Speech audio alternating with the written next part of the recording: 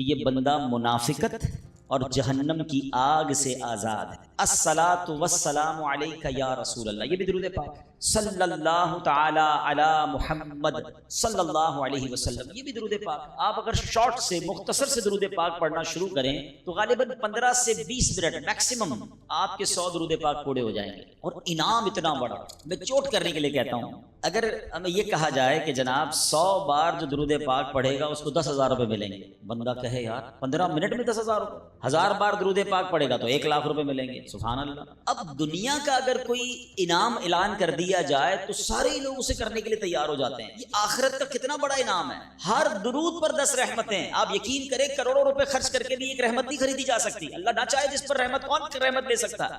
مگر درود پاک سبحان اللہ، ہر درود پر رحمتیں برس رہی ہیں۔ اس وقت جو حالات چل رہے ہیں، معاملات چل رہے ہیں، ہم سب چاہتے ہیں ہماری بھی حفاظت رہے، ہمارے بچوں کی، ہمارے کاروبار کی، ہمارے گھر بار کی حفاظت رہے، ہم سفر پر جائیں تو خیر سے جائیں، واپس بھی خیر سے آئیں۔ تو سبحان اللہ، مجھے بتائیے جس پر رحمت الہی برستی رہے تو اس کی کیسی حفاظت ہو جائے گی؟ تو گھر سے نکلے تو درود پڑھیں، سفر میں درود پڑھیں، بچوں کو کہیں کہ وہ گھر پہ درود پاک پڑھیں، تو انشاءاللہ یہ سارا رحمتوں کا حصار جو ہے ہمارے ارد گرد رہے گا۔ اللہ مجھے بھی اور آپ کو بھی کثرت سے درود پاک پڑھنے کی توفیق عطا فرمائے۔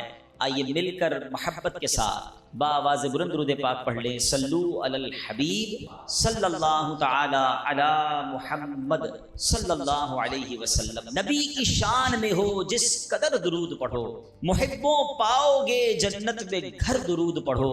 ہزار درد کو یہ ایک دوا کفایت ہے، ہزار درد کو یہ ایک دوا کفایت ہے، جو پیش آئے ذرا بھی خطر درود پڑھو۔ ایک بار پھر درود پاک پڑھ لیں۔ صلو علی الحبیب صلی اللہ تعالی علی محمد صلی اللہ علیہ وسلم۔ میرے پیارے اسلامی بھائیو، علامہ ابن حجر رحمۃ اللہ تعالی فرماتے ہیں درود پاک ایک نیکی نہیں ہے۔ سبحان اللہ، ہم درود پڑھتے بعضوں کا سمجھتے ہیں ایک نیکی کمال، یہ کئی نیکیوں کا مجموعہ ہے۔ درود پڑھنے سے ایمان تازہ ہوتا ہے، یہ ایک نیکی۔ درود کی برکت سے نبی پاک علیہ الصلوۃ والسلام پر یقین بڑھتا ہے، یہ دوسری نیکی۔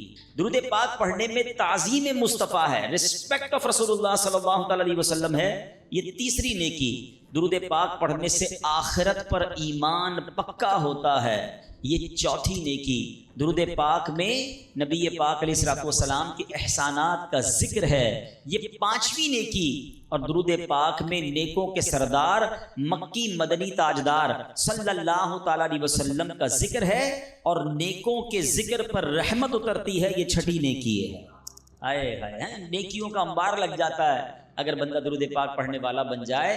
اللہ مجھے اور آپ کو کثرت سے درود پاک پڑھنے کی توفیق عطا فرمائے۔ ایک بار پھر درود پاک۔ صلو علی الحبیب صلی اللہ تعالی علی محمد صلی اللہ علیہ وسلم۔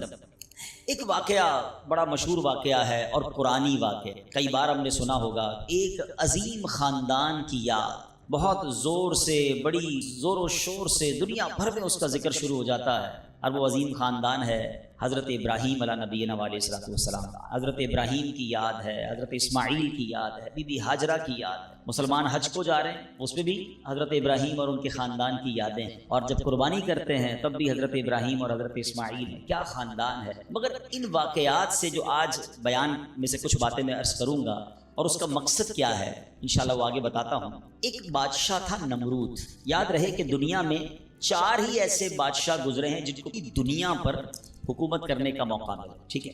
اس میں 2 ایمان والے تھے، 2 غیر مسلم تھے۔ جو ایمان والے تھے وہ حضرت سلیمان علیہ نبینا علیہ الصلوۃ والسلام، اور دوسرے حضرت ذوالقرنین رحمۃ اللہ تعالی علیہ۔ اور 2 جو غیر مسلم تھے، بے ایمان تھے، اس میں ایک تھا نمرود اور دوسرا فرعون۔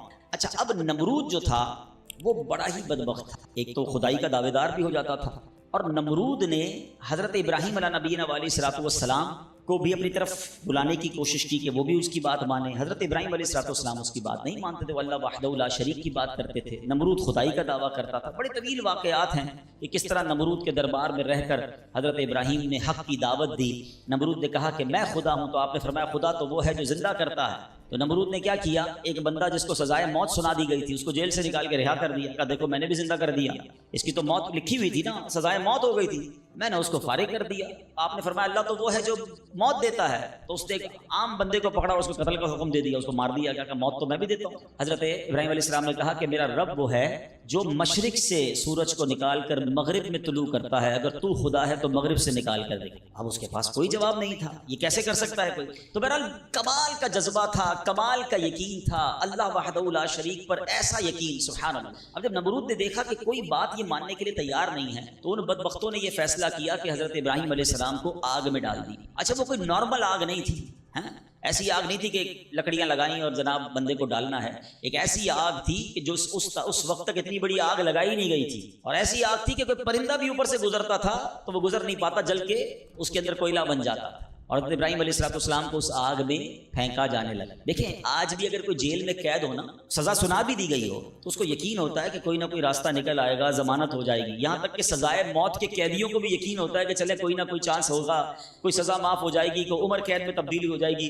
سنا ہے پاکستان کی جیلوں میں کئی سال سے لوگ ہیں سزائے موت کے قیدی ہیں, مگر ان کو سزائے موت نہیں ہو رہی. تو کوئی نہ کوئی یقین یا امید رہتی ہے. مگر حضرت ابراہیم علیہ السلام کو آگ میں پھینک دیا گیا, اپنی طرف سے اچھال دیا گیا. جبریل امین آئے اور آ کر کہا کہ اے ابراہیم کوئی حاجت ہے تو بتائیں. حضرت ابراہیم علیہ السلام کہتے ہیں مجھے تم سے کوئی حاجت نہیں. کہا پھر جس سے حاجت ہے اس کو بتا دینا, اللہ رب العالمین کی بارگاہ میں تو عرض کریں. تو آپ نے کہا حسبی من سؤالی علمہ بحالی, اے جبرائیل میں کس حال میں ہوں میرا رب کریم جانتا ہے, اس کا جاننا میرے مانگنے سے بہتر ہے. یقین کا لیول تو دیکھے نا, اللہ دیکھ رہا ہے نا, میرے مانگنے سے بہتر یہ کہ وہ جانتا ہے. اس نے دیکھا ہے, اسے معلوم ہے مجھے آگ میں ڈالا جا رہا ہے, اگر وہ راضی تو میں بھی راضی. پنجابی شاعر کہتے ہیں نا, جے سونا میرے دکھ وچ راضی میں سکھ نو چلے پاوا ہوں. اگر میرا مالک میرے دکھ میں راضی ہے تو میں نے سکھ کو کیا کرنا ہے. یہ کیسا یقین تھا. مگر اس یقین کا نتیجہ کیا نکلا کہ قرآن میں رب فرماتا ہے یا نار کونی برداً و سلاما علی ابراہیم. پھر آگ کو رب نے کیا حکم دیا, ذرا سمجھیے گا بات کو. اللہ کی قدرت کا کیسا نظارہ ہے اس واقعے میں. مجھے بتائیے آگ کا کام کیا ہے. آگ کا کام تو جلانا ہی ہے نا. عقل بھی کہتی ہے, سائنس بھی کہتی ہے, تجربہ بھی کہتا ہے, جب بھی آگ ہے کوئی چیز ڈالو جلی جاتی ہے. مگر اسی آگ کو رب نے کیا حکم دیا, اے آگ ابراہیم پر ٹھنڈی اور سلامتی والی ہو جا. اللہ اکبر. حضرت ابراہیم کا ایمان ایسا تھا, یقین ایسا تھا کہ اتنی بڑی آگ جو ہے حضرت ابراہیم کے لیے گلزار بن جاتی, باغ بن جاتی ہے. اچھا پھر ہوا کیا کہ نمرود جو ہے کچھ دنوں کے بعد, ایسا نہیں فوراً, کچھ دنوں تک آگ جلتی رہی. حضرت ابراہیم اس میں ڈالے جا چکے تھے. نمرود نے سوچا دیکھوں تو صحیح کہ ابراہیم کا حال کیا ہوا ہے. وہ اپنے محل کی چھت پر چڑھ گیا, اور چھت پر چڑھنے کے بعد اس نے آگ کی طرف دیکھا. وہ حیران ہو گیا کہ حضرت ابراہیم اس اتنی بڑی آگ میں ایسے بیٹھے ہوئے ہیں جیسے بندہ باغ میں بیٹھا ہوتا ہے. بالکل اس آگ نے کوئی بال بھی بیکا نہیں کیا. حضرت ابراہیم چند منٹوں یا چند گھنٹوں میں نہیں رہے. تفاسیر میں لکھا کہ حضرت ابراہیم علیہ السلام اس آگ میں ایک روایت کے مطابق 7 دن اور ایک روایت کے مطابق 40 دن اس آگ میں رہے. مگر جب آپ باہر آتے ہیں تو آگ نے کوئی اثر آپ پر نہیں ڈالا. اللہ اکبر. اچھا پھر اس نے کیا کیا, نمرود نے یہ کیا کہ ہو سکتا ہے یہ آگ کی جو نا یہ کیٹیگری ٹھیک نہیں ہے, یہ آگ جلانے والی آگ نہیں ہے. تو نمرود نے پریکٹیکل کرنے کے لیے ایک اور بندے کو اس آگ میں ڈال دیا. حضرت ابراہیم اس آگ میں موجود ہیں اور بڑے نارمل طریقے سے بیٹھے ہوئے ہیں, آگ جل رہی ہے. تو نمرود نے ایک اور شخص کو آگ میں ڈالا. جیسے ہی وہ بندے کو آگ میں ڈالا, اس آگ نے اس بندے کو جلا کر راکھ کر دی. یعنی اس آگ کا کام جلانا تھا, مگر میرا رب جس کے لیے چاہے وہ آگ گلزار بن سکتی ہے. اللہ اکبر. آپ علیہ الصلوۃ والسلام کا جب یہ معجزہ لوگوں نے دیکھا تو کئی لوگ کلمہ پڑھ کر مسلمان ہو گئے. مگر نمرود کے نصیب میں ایمان نہیں تھا. لیکن اس واقعے سے سیکھنے کو کیا ملا؟ یقین, بلیف, اللہ پر بھروسہ. اور اگر رب پر بھروسہ ہونا تو ایسے کام آج بھی اپنی آنکھوں سے ہم دیکھ سکتے ہیں. ہاں شاعر مشرق کہتے ہیں نا, اگر آج بھی ہو ابراہیم سا ایمان پیدا, there is only one condition, ایمان وہ چاہیے, یقین وہ چاہیے. اگر آج بھی ہو کیسا ایمان, ابراہیم سا ایمان پیدا. آگ کر سکتی ہے انداز گلستان پیدا. آج بھی غموں کی آگ باغ بنے گی, آج بھی آپ کی مشکلوں کی آگ باغ بنے گی. مگر پرابلم یہ کہ یہ بھروسہ کہاں ہے, وہ یقین کہاں ہے اللہ پر. ڈگمگا گئے ہم لوگ, ہمارے یقین اور بھروسے ہل گئے. اللہ اکبر. آئیے ایک اور واقعہ سنتے ہیں. حضرت ابو مسلم خولانی رحمت اللہ تعالی علیہ, ان کو امت کا حکیم کہا جاتا تھا. بڑے کمال کی شخصیت اور بڑے عقل مند اور دانا تھے. آپ کے دور آپ یمن میں رہتے تھے اور آپ تابعی بزرگ ہیں. تابعی کس کو کہتے ہیں؟ جس نے کسی صحابی کو ایمان کی حالت میں دیکھا ہو اور اس کا خاتمہ بھی ایمان پر ہی ہوا ہو. تابعی، سبحان اللہ، وہ تابعی بزرگ تھے، یمن میں رہتے تھے. آپ کے دور میں ایک شخص تھا اسود انسی. اس بندے نے معاذ اللہ نبوت کا جھوٹا دعویٰ کر دیا، اور ایک دن زبردستی آپ کو اپنے پاس بلایا اور پوچھا کہ کیا تم گواہی دیتے ہو کہ محمد صلی اللہ تعالی علیہ وسلم اللہ کے رسول ہیں؟ کہا